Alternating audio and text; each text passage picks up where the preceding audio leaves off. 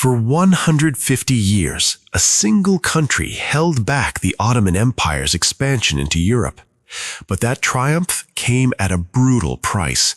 Cities razed to the ground, cultural treasures lost forever, and a nation carved into three pieces that bled for entire generations. In this video, you'll discover how Hungary became Europe's battlefield and why its sacrifice changed the continent's fate. It's not the stone in these walls that defines their strength, but the souls of those who defend them.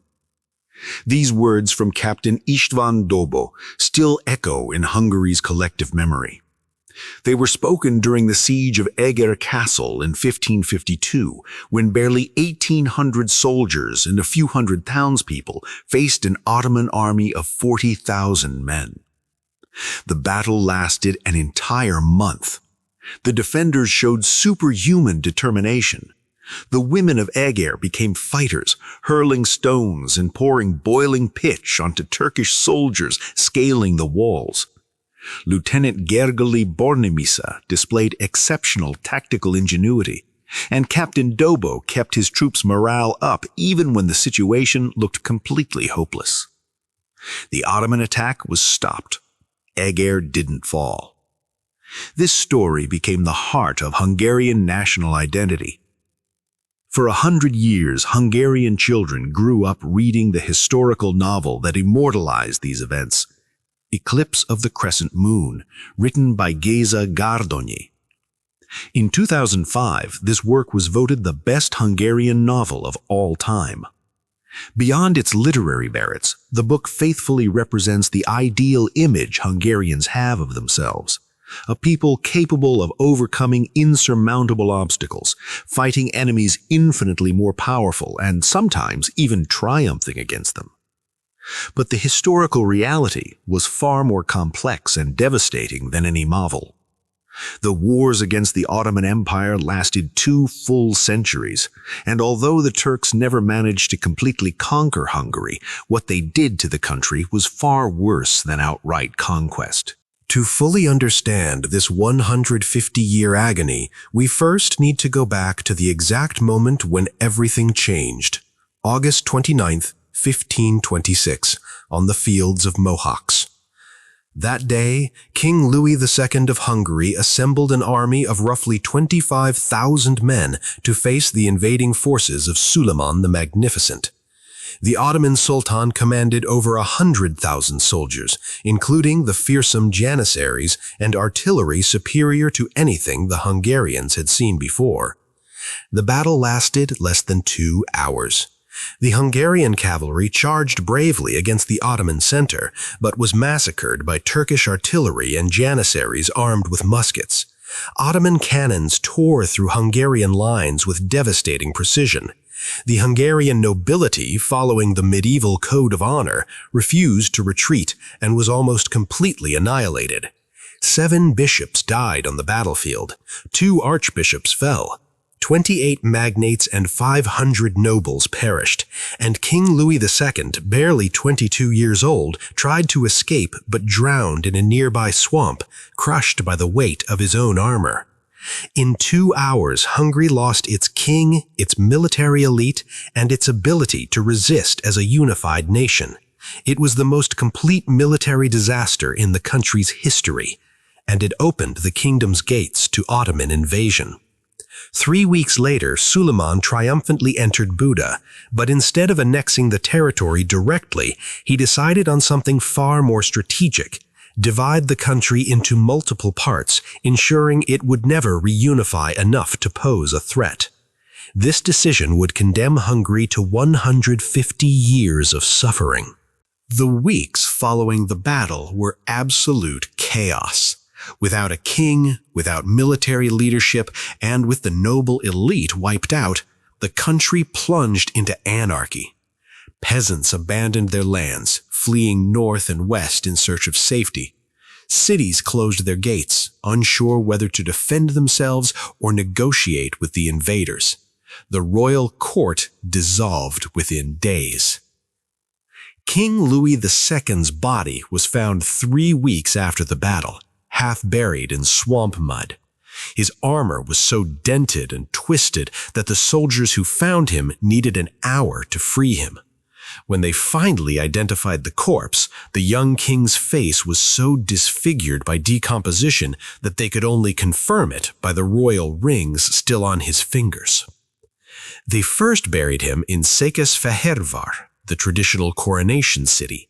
But when the Turks conquered the city a few years later, his tomb was desecrated and his remains scattered. Even in death, the last king of unified Hungary found no peace. Two nobles claimed the empty throne, Ferdinand of Habsburg and John Zápolyi. This rivalry would divide the country even further, creating a civil war that would last years while the Ottomans watched and waited. The Hungarians, instead of uniting against the Turkish threat, bled each other dry. Suleiman understood this perfectly. He didn't need to conquer all of Hungary immediately. He just needed to let the country destroy itself. Because what was coming wasn't a quick defeat, but something far more destructive, an agony that would last 150 years. After 1541, Hungary ceased to exist as a unified nation. The country was divided into 3 sections operating under completely different political systems. The western and northern parts fell under the control of the Kingdom of Hungary, ruled by Ferdinand Habsburg. The eastern region formed the Principality of Transylvania under John Sigismund, and the central zone, the country's geographic heart, fell directly under Ottoman rule. Sultan Suleiman the Magnificent didn't see this division as temporary. As leader of the Islamic world, he bore the title of Padishah, and his imperial building plans were motivated by the desire to expand what he considered the true faith. His main objective was always the conquest of a great Christian center they called the Golden Apple. Before 1453, that Golden Apple was Constantinople. After its fall, it was Buda. And after the Ottoman victory at Mohács in 1526, the target became Vienna. But Vienna proved to be too tough a nut to crack. Attempts to conquer the imperial capital in 1529 and again in 1532 failed spectacularly. Suleiman then changed his strategy. Instead of seeking a knockout blow against the Habsburgs, he decided to consolidate and expand his hold on Hungary, turning the territory into a more solid platform for future campaigns. The Ottoman war machine kicked into gear with brutal efficiency. In 1541, Turkish armies took Buda and Szeged. In 1543, Siklos, Pécs, Székesfehérvár, Esztergom, and Vak fell. By 1552, they'd conquered Dregeli, Szolnok, Temesvár, Veszprém, and Szólyom. One city after another, one castle after another. The Ottoman machine seemed unstoppable, advancing inexorably north and west. The Ottoman strategy was methodical and ruthless. The Turks didn't just conquer territories, they transformed them into links in a defensive chain that ensured permanent control. Every captured fortress was immediately refortified with superior Ottoman military engineering. Medieval Hungarian castles, designed for 14th century warfare, were modernized with bastions capable of withstanding contemporary artillery. Moats were widened and deepened. Walls were reinforced with compacted earth behind the masonry, creating defenses that could resist prolonged bombardments. Barbicans were rebuilt to allow crossfire on attackers, and inside the fortresses, new buildings went up, mosques for Muslim soldiers, hammams to maintain military hygiene, and arsenals to store gunpowder and ammunition. Ottoman commanders implemented a system called sanjak, where each conquered region became a military administrative unit. A local bey or pasha governed from the main castle, while smaller fortresses functioned as outposts. This network of fortifications didn't just defend conquered territory, it also served as a platform for launching new offensives. Military campaigns followed a predictable but lethal pattern. Each spring, when roads became passable after the winter thaw, Ottoman armies marched from Istanbul toward Hungary. These columns included not just soldiers, but also siege engineers, heavy artillery, and thousands of workers to build bridges and roads. A typical siege began with artillery bombardment that could last days or weeks, depending on the wall's resistance. Ottoman cannons cast in bronze and capable of launching projectiles weighing up to 300 kilograms smashed medieval defenses with relative ease. Once a breach opened, Janissaries stormed the walls in successive waves, casualties be damned. Hungarian defenders fought with desperate courage, knowing that surrender meant at best slavery and at worst mass execution. But without reinforcements, without comparable artillery, and without the resources of the vast Ottoman Empire, most fortresses eventually fell. The Ottomans didn't simply occupy territories, they transformed them into impenetrable fortresses. Every conquered castle underwent a complete architectural metamorphosis. Turkish military engineers, veterans of dozens of campaigns in the Balkans and Anatolia, redesigned Hungarian medieval defenses to adapt them to modern warfare. Tall, slender towers, vulnerable to artillery, were demolished and replaced with low, wide bastions that could absorb cannon impact. But the true genius of the Ottoman system wasn't in individual fortresses, but in how they connected to each other. The Turks created a network of fortifications that functioned as a single organism. Main fortresses, called vilayet, were separated by no more than a day's march. Between them, smaller fortresses functioned as communication posts and refuges. A messenger could travel from Buda to Belgrade in less than a week, carrying orders and news through this chain of fortresses. Each fortress maintained trained messenger pigeons. In case of attack, the birds could alert neighboring garrisons within hours.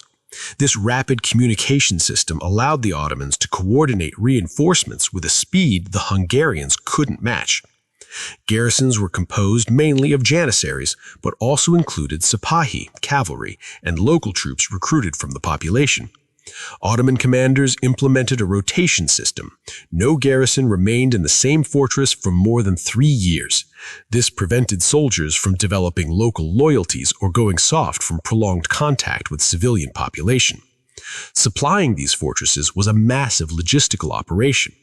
Each spring, supply caravans departed Istanbul carrying gunpowder, weapons, food, and gold to pay the troops. These caravans, protected by thousands of soldiers, followed established routes crossing the Balkans and entering Hungary. A delay or interruption in this supply chain could weaken the entire system. The Hungarians knew this, and during periods of active warfare, their best commanders attacked these caravans, trying to cut Ottoman supply lines. But it was like trying to stop a river by cutting branches. Even when they succeeded, supplies simply took alternative routes. This Ottoman military system, proven during centuries of imperial expansion, was why Turkish fortresses seemed invincible. They weren't simply castles, they were components of a war machine that stretched from Vienna's gates to Baghdad's walls. But two fortresses held out when all seemed lost: Eger and Sigedvar. We already know Eger's story, but Sigedvar was even more epic and tragic. In 1566, during Suleiman's final campaign, an army of 50,000 men arrived at Sigedvar's walls. The castle was defended by Miklos Zrini, the Ban of Croatia, along with 2,000 Hungarian, Croatian, and German soldiers, plus an equal number of townspeople. Suleiman offered Zrini all of Croatia if he surrendered. Zrini rejected the offer without hesitation. The siege lasted a full month. The Turks drained the water surrounding the castle. After a prolonged and bloody battle, they managed to take the old city. The combat's horrors were illustrated by one chilling detail: the Ottomans impaled all their Christian prisoners. In response, the heads of 300 Turkish prisoners appeared mounted on the castle walls. With barely 800 men remaining, Zrini repelled several more assaults. Finally, Turkish artillery managed to blow up the castle's outer walls. The few hundred soldiers left retreated to the inner fortress without ammunition and without water. In the early morning of September 7, 1566, Zrini gathered his last 300 men capable of fighting. They were wounded, exhausted, starving, but none asked to surrender. Zrini addressed them one final time. "We've fulfilled our duty before God and our king. We've defended these walls to the last moment. Now we only get to choose how we die. I choose to die as a soldier, not as a prisoner." He removed his battle armor, stained with blood and gunpowder. He dressed in his finest ceremonial suit, the one he'd worn at his wedding. He filled his pockets with gold coins to pay for his burial according to custom. He fastened his ceremonial sword to his belt, and he ordered the castle gates opened. Ottoman soldiers, bewildered, saw emerge from the smoking ruins his ghostly group of warriors. Zrini walked at the front, unarmored, dressed as if going to a celebration rather than his death. And then he charged. 300 men against 50,000. There was no strategy, no hope of victory. It was simply the final assertion of dignity for men who refused to be enslaved. Zrini personally killed several Turkish soldiers before falling under a hail of gunfire. His men fought until the last one dropped. The Ottomans, impressed by Zrini's courage, gave him a burial with military honors. And Sultan Suleiman, according to records, remarked, "It was a shame this lion of a man didn't serve my empire." But Zrini's sacrifice wasn't completely in vain. The elderly Suleiman, the great conqueror who defeated the Hungarians at Mohács, captured Buda, and now also Sigedvar, didn't live to celebrate his triumph. He died in his tent on the penultimate day of the siege. The man who'd expanded the Ottoman Empire to limits never seen before died barely 130 kilometers west of Mohács, the site of his most glorious victory. In other words, after 40 years of war, not even Suleiman the Magnificent could completely subdue Hungary. His successor, Selim II, had to accept this reality. The Treaty of Adrianople, signed in 1568, ended the castle wars and made the country's division permanent. Borders stabilized, fighting temporarily ceased. But this didn't mean the end of suffering. In fact, it was barely the beginning. Because what came next wouldn't be open warfare, but something far more insidious, a slow 150-year agony that would bleed the entire country dry. Hit subscribe if you want to understand how a country can be carved into pieces and still survive, because what comes next reveals the brutal price Hungarians had to pay to maintain their identity. After 1526, Hungary as a country vanished from most European maps. Cartographers simply stopped drawing it as an independent nation. Instead, the northern and western regions of the Carpathian Basin appeared represented as parts of the Habsburg Empire. But technically, the Kingdom of Hungary still existed, just in an extremely reduced capacity. The part of the country that remained under Hungarian Habsburg control covered an area of 110,000 square kilometers, still larger than modern Hungary's territory. From 1526 to 1918, Habsburg monarchs would occupy the Hungarian throne, a period of nearly 400 years. However, and this is crucial, the Kingdom of Hungary never fully integrated into the Habsburg Empire. Except for some brief periods, the country's legislation remained the responsibility of the Hungarian parliament. The Hungarian nobility maintained its role in local administration. Until 1687, Parliament retained its right to elect the king, and new monarchs had to issue coronation charters promising to respect the country's laws and the privileges of Hungarian estates. But these rights were largely symbolic. The monarch exercised executive power through the Privy Council and the Imperial War Council, which rarely included Hungarian members. Even Hungarian government bodies, the Chancellery and the Chamber, were merged with imperial ones to facilitate control. This meant something very simple. The Habsburgs prioritized the empire's interests over Hungary's, even in wars against the Ottomans, and this generated enormous dissatisfaction among Hungarians. The siege of Szigetvar is a perfect example of this dynamic. While Zrínyi and his men bled defending the castle, a royal army of 50,000 soldiers was stationed in Győr. They were ordered to remain there, protecting the road to Vienna, instead of coming to the aid of Szigetvar's defenders.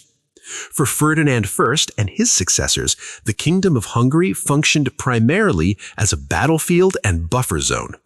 Thanks to the system of fortifications along its borders, Hungary was the perfect shield to defend the Habsburg Empire.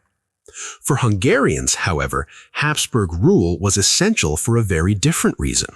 The country's own revenues couldn't cover the costs of its defense. Regular aid from the empire was crucial to maintain fortifications and ensure the survival of the remaining parts of the kingdom. The Ban of Croatia, Tomasz Nadasdy, reminded his sovereign of this mutually beneficial but unbalanced relationship when he wrote, "If your royal majesty does not provide resources for this country from your other territories, then it's certain this nation will fall, which will lead to the loss of your majesty's other lands." In other words, Hungary needed the empire to avoid disappearing, and the empire needed Hungary to avoid being invaded. But in this relationship, Hungary always got the short end of the stick. And the situation was about to get even worse, because the country's division brought consequences no one had anticipated. Hungary's previous kings, including the Anjous, the Jagiellonians, and Sigismund of Luxembourg, weren't considered foreigners by their people, even if they simultaneously ruled other territories like Bohemia or Poland. These monarchs kept their court in the Hungarian capital. They resided in the country. They participated in its political and cultural life. But the Habsburgs were different. Their main seat was in Vienna, and for them, Hungary was just another imperial province, not their home. The problem became even more evident when Hungary needed to establish a new capital. Buda, along with Székesfehérvár, the coronation city, and Esztergom, the traditional seat of the Catholic Church, were all in Ottoman hands. The country desperately needed a new administrative center. That role was filled by Pozsony, today's Bratislava. Pozsony was closer to Vienna and safe from Turkish invasions. The Hungarian parliament met there. For a prolonged period, it was also the seat of the Hungarian Chancellery and the Hungarian Chamber that handled economic affairs. An interesting detail, the spire of St. Martin's Catholic Church in Pozsony isn't crowned by a standard cross, but the Holy Crown of Hungary. In fact, until 1830, it was where 11 Habsburg monarchs were crowned. Only 2 Hungarian kings weren't crowned there. But Pozsony never felt like a true Hungarian capital. It was too close to Vienna, too peripheral, too far from the country's historical heart. Hungary had lost its geographic, political, and spiritual center. Meanwhile, in the Central Territory, under direct Ottoman control, a completely different system was established. Turkish authorities created their own system of border fortresses, administration, and tax collection. But here's what's interesting. Unlike the Balkan territories, Ottoman Hungary never fully integrated into the empire. Even after 150 years of occupation, Hungarian officials managed to influence the region's affairs from afar. Hungarian landowners could still collect taxes from occupied territories. The region's inhabitants maintained their language and Christian faith. Even the Reformation began spreading there. Market towns retained much of their self-government, often by bribing Turkish officials. Ottoman pashas in conquered territories corresponded in Hungarian with Hungarian officials and even with the Habsburgs. Notably, one of Buda's pashas requested that Emperor Maximilian write to him in Hungarian instead of Latin. But this cultural resistance came at a devastating price. The double taxation system was a nightmare for Hungarian peasants trapped in the Central Territory. During periods of formal peace between the Habsburgs and Ottomans, inhabitants of these regions had to pay taxes to both sides simultaneously. Ottoman tax collectors arrived in spring demanding the annual tribute for the Sultan. Weeks later, agents of Hungarian landowners operating from Habsburg-controlled territory arrived, demanding their own payments. An average peasant could lose up to 70% of his annual harvest between both demands. And if he couldn't pay, the consequences were brutal. The Ottomans implemented a system called devshirme, the collection of children. Turkish soldiers toured Christian villages, selecting the strongest and healthiest boys between 5 and 14 years old. These children were ripped from their families, forcibly converted to Islam, and trained as Janissaries or as administrators of the empire. Hungarian mothers developed desperate strategies to protect their children. Some intentionally disfigured them, cutting off a finger or leaving visible scars to make them unsuitable for military service. Others hid their children in cellars or forests during Turkish collectors' visits. The slave trade became one of the most lucrative industries in occupied Hungary. Slave markets operated openly in cities like Buda and Temesvar. Turkish, Greek, and Jewish traders bought Hungarians captured in raids and sold them in larger markets in Istanbul, Cairo, and Damascus. A young, healthy peasant could sell for the equivalent of 50 gold ducats. A young, attractive woman could fetch prices of 200 ducats or more, destined for the harems of the wealthy. Ottoman records show that between 1540 and 1686, approximately 500,000 Hungarians were enslaved and sold in Eastern markets. Think about that number, 500,000, in a country whose total population was only 3 to 4 million. This meant virtually every Hungarian family had lost someone to slave traders. Hungarian families developed ransom networks. Franciscan and Jesuit friars acted as intermediaries, traveling to Istanbul with gold collected by communities to buy their children's freedom. Heart-wrenching letters exist from Hungarian mothers begging bishops to help rescue their children before they were converted to Islam or sold to places so distant they could never return. But ransom was expensive. An average family would need to sell all their possessions to ransom a single child. And many times, when they finally raised the necessary money, it was too late. The child had died, been sold to an unknown buyer, or been trained as a janissary and no longer remembered his native language. The psychological effects of this constant threat were devastating. Hungarian parents lived in perpetual terror, knowing that any day they could lose their children forever. Communities developed alarm systems, special bells in churches that rang when Turkish riders were seen approaching, giving families precious minutes to hide their children. Some villagers dug secret cellars under their houses, hiding places where children could remain silent for hours while Turkish soldiers searched the homes above. Others sent their children to live with relatives in safer territories, separating families for years with the hope of reuniting when the threat passed. But the threat never passed. For 150 years, this was daily reality for Hungarians living under or near Ottoman occupation. The constant fear that their children would be torn from their arms and disappear into the vast Ottoman Empire, lost forever. But the most devastating thing was the unpredictability of violence. During periods of official peace, both Turkish and Hungarian garrisons conducted constant raids into enemy territory. These weren't official military operations, but organized looting by fortress commanders seeking to supplement their troops' miserable salaries. A Hungarian village in the border zone could be plundered 3 or 4 times a year. First, Turkish riders came, stealing livestock and capturing people to sell as slaves. Weeks later, Hungarian soldiers came, taking what the Turks had left, and accusing villagers of collaborating with the enemy. Then the Turks returned, punishing the village for allowing Hungarians through. Peasants lived in a state of constant terror. They couldn't plant long-term harvests because they didn't know if they'd live to collect them. They couldn't accumulate wealth because it would be stolen immediately. They couldn't have large families because their children would be kidnapped. And meanwhile, the country's infrastructure was crumbling. Ottoman rule halted development in occupied territories.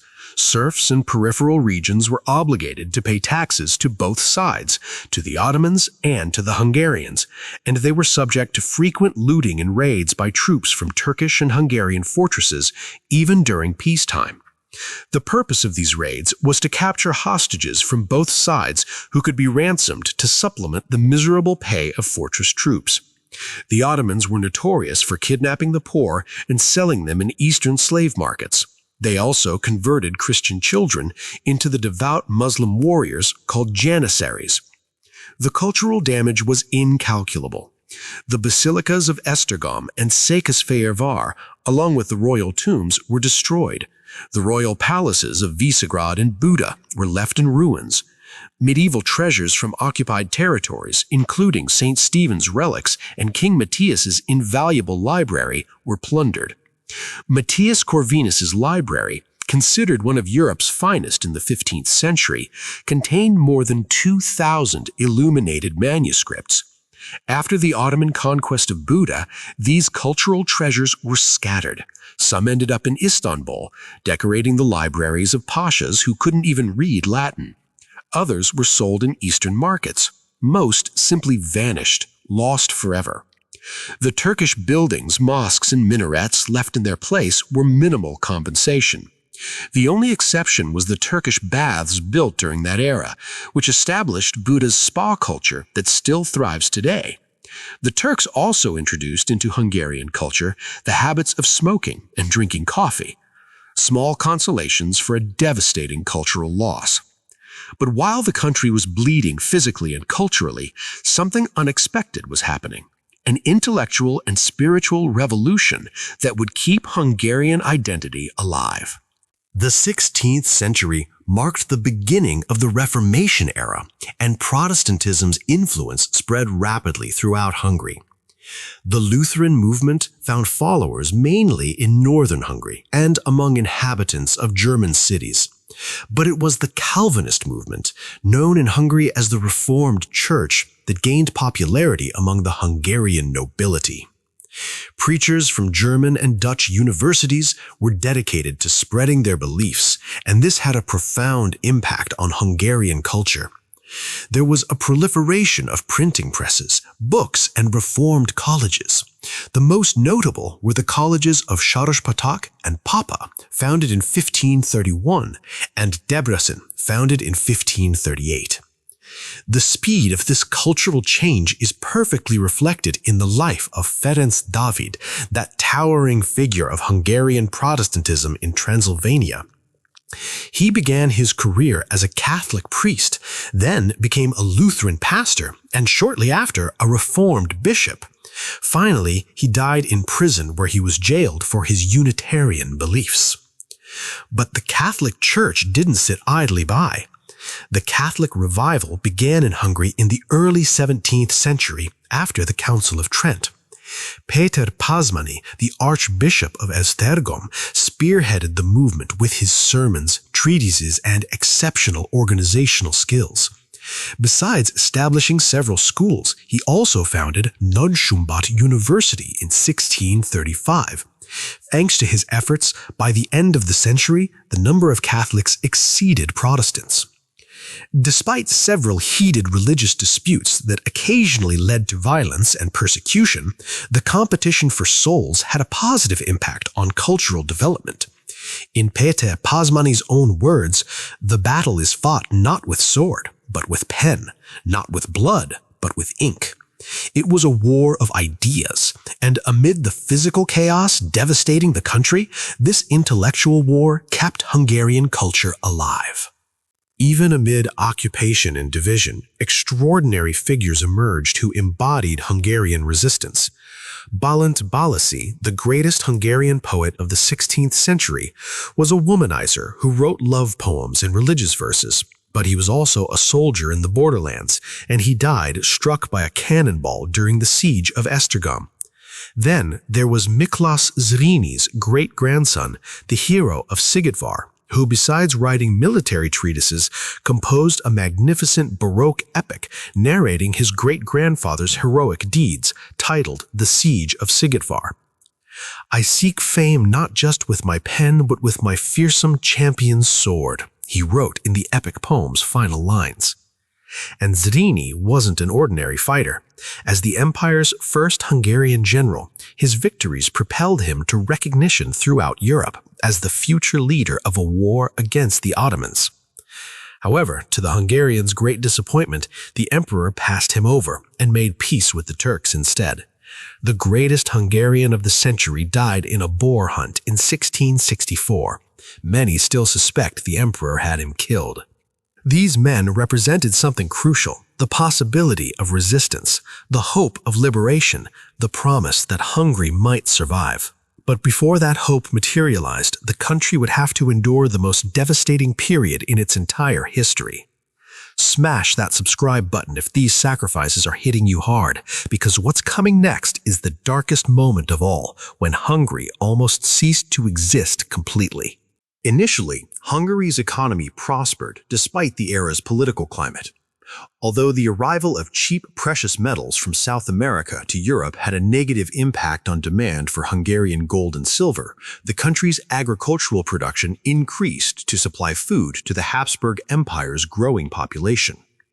Enormous herds of cattle from the Hungarian Great Plains were sold to Italy and Austria. Grain exports were also significant. During the 17th century, the Tokaj wine region began playing an increasingly important role in Hungary's economy, largely thanks to exports to Poland. This economic boom benefited not just the landowning nobility, but also wealthy inhabitants of market towns and wine-growing peasantry. Hungary, despite being divided and partially occupied, still generated wealth. But all that was about to collapse. In 1591, a 15-year war with the Ottomans broke out, and this wasn't a war of heroic sieges or glorious victories. It was a war of brutal attrition, a war that turned Hungary into hell on earth. The 15 Years' War, 1591 to 1606, represented the lowest point in medieval Hungarian history. It wasn't a conventional war with decisive battles and clear victories. It was a scorched earth conflict that lasted an entire generation. Imperial armies, supposedly Hungary's allies, behaved like invaders. Habsburg troops, poorly paid and worse fed, plundered Hungarian villages with the same brutality as the Ottomans. Turkish forces implemented a deliberate policy of devastation. Their goal wasn't just to conquer territory, but to destroy Hungary's capacity to resist. They burned fields before harvest, they poisoned wells, they killed or carried off livestock, they turned entire regions into uninhabitable deserts. A chronicler from the era wrote, "Where wheat once grew, now only bones bleached by the sun grow." The cost of supplying the imperial army and the violent acts committed by both imperial and Ottoman troops imposed an extraordinary burden on the population of cities and towns. During this period, the number of taxable households in affected counties fell by 70%. Think about that for a moment. 70%. This doesn't mean taxes dropped. It means 70% of families died, fled, or fell into such poverty they no longer could pay anything. Cities that had existed for 500 years were completely depopulated. Only ruined churches and abandoned houses remained. Entire cities fell into absolute poverty. Complete settlements were depopulated. Villages that had existed for centuries simply ceased to exist. People died from starvation, disease, violence, and those who survived fled if they could. And the situation didn't improve in the 17th century. The Ottoman campaigns of the 1660s, the anti-Habsburg activities of Transylvanian princes and Hungarian states, as well as the imperial army's brutalities, made production difficult and often impossible. The Hungarian countryside became a landscape of constant destruction. Harvests were burned before they could be collected. Livestock was stolen or slaughtered to feed armies.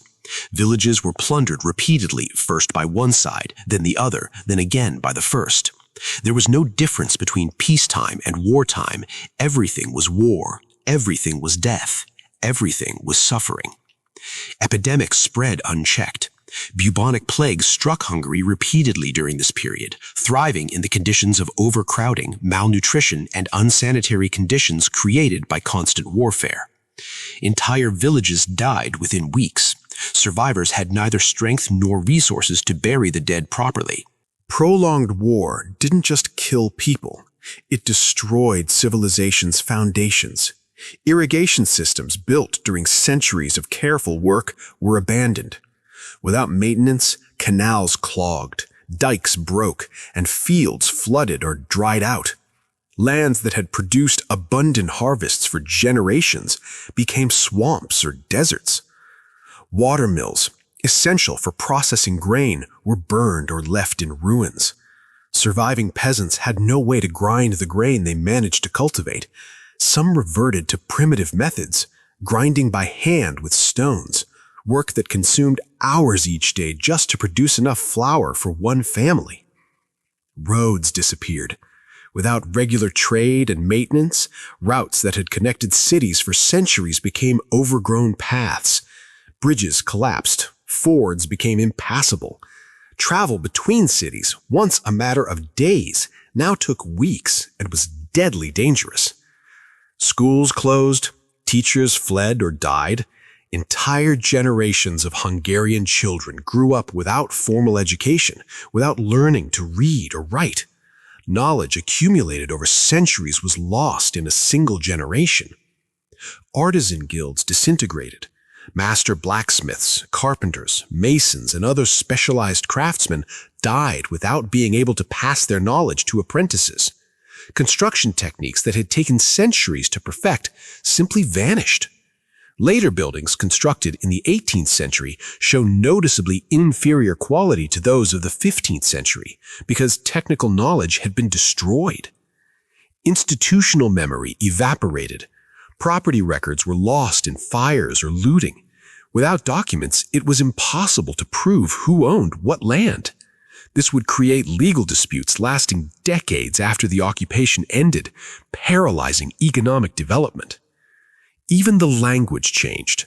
Hungarian incorporated hundreds of Turkish words, not through peaceful cultural exchange, but because daily reality was dominated by Ottoman presence. Words for everyday objects, foods, administrative tools, everything bore the stamp of occupation. This was the real cost of 150 years of war. Not just death, but the complete dismantling of everything that makes a civilization function. In the words of a chronicler from the era, villages burn, fields lie empty, and where wheat once grew, now only bones grow. But even in this hell, Hungarians refused to give up. And finally, after 150 years, the opportunity for liberation would come. Hungary's liberation finally came at the hands of an international Christian coalition. Allied armies led by Charles of Lorraine recaptured Buda in 1686. It was a monumental moment. The ancient capital, lost for nearly a century and a half, was back in Christian hands. In 1687, Christian forces won a decisive victory at Nagyasan near Mohács. The site of the great defeat of 1526 became the site of the great victory of 1687. Over the following years, Hungary's border fortresses were reclaimed one by one. In a decisive victory, Eugene of Savoy finally defeated the Ottomans at Zenta. The peace treaty signed at Karlowitz in 1699 left only the Temesvar region in Turkish hands. Hungary was liberated. But liberation wasn't the glorious celebration Hungarians had imagined for 150 years. The liberating armies behaved almost like conquerors. Imperial troops, composed of German, Austrian, Italian soldiers and mercenaries from all over Europe, plundered newly liberated cities enthusiastically. Buda, when finally recaptured, was so thoroughly looted by Christian troops that little more than ruins remained. Hungarians had hoped liberation would bring restoration of their independence. Instead, the Habsburgs consolidated their control more firmly than ever. The Hungarian parliament was forced to accept hereditary Habsburg succession in 1687, eliminating their right to elect their own king. Imperial troops didn't withdraw after expelling the Turks. They remained as occupation forces. And then came the settlers. To repopulate the vast, depopulated regions, Vienna implemented a massive colonization policy. Tens of thousands of Germans, Serbs, Croats, and Romanians were brought in to fill the void left by the dead and fled. These settlers received land confiscated from Hungarian nobles who had supported anti-Habsburg rebellions. In certain regions, especially in the Great Plain and southern territories, ethnic Hungarians became a minority in their own country. Cities that had been Hungarian for 800 years now had German or Serbian majorities. This demographic shift would create tensions persisting for centuries. Hungarian nobles who'd survived discovered their estates had been confiscated or redistributed. Documents proving that ownership had been destroyed during occupation, and imperial courts systematically favored new settlers loyal to Vienna over Hungarians claiming historical rights. Liberation, then, felt like a new form of occupation. But at what cost? More than a decade of war had left the country as a relative wasteland. While Western Europe experienced unprecedented economic and cultural development, Hungary had been summarily robbed and bled dry. Cities were in ruins, fields were depopulated, cultural treasures had been destroyed or plundered. Institutions that had taken centuries to build had to be reconstructed from scratch. The country's population had drastically declined. It's estimated that in some regions, more than half the inhabitants had died or fled during the 150 years of partial occupation and constant wars. The numbers tell a devastating story. In 1520, before the Battle of Mohács, Hungary's population was estimated at approximately 4 million people. In 1700, after liberation, it barely reached 3 million. But these figures don't fully reflect the horror because the demographic composition had changed radically. Entire regions of the country were completely depopulated. The Hungarian Great Plain, which had been the kingdom's breadbasket, was now a desert populated mainly by herds of wild cattle and bandits. The Habsburgs had to implement massive recolonization programs, bringing German, Slavic, and Romanian settlers to repopulate abandoned lands. And here's the bitterest irony of all. Hungary had fulfilled its function. It had been Europe's bulwark. It had stopped Ottoman expansion. It had protected Vienna, Austria, Germany, Italy. But while doing so, it had been torn to pieces. And now, liberated but devastated, it would have to enter the 18th century trying to recover from wounds that seemed impossible to heal. Western Europe had prospered in part because Hungary had bled in its place.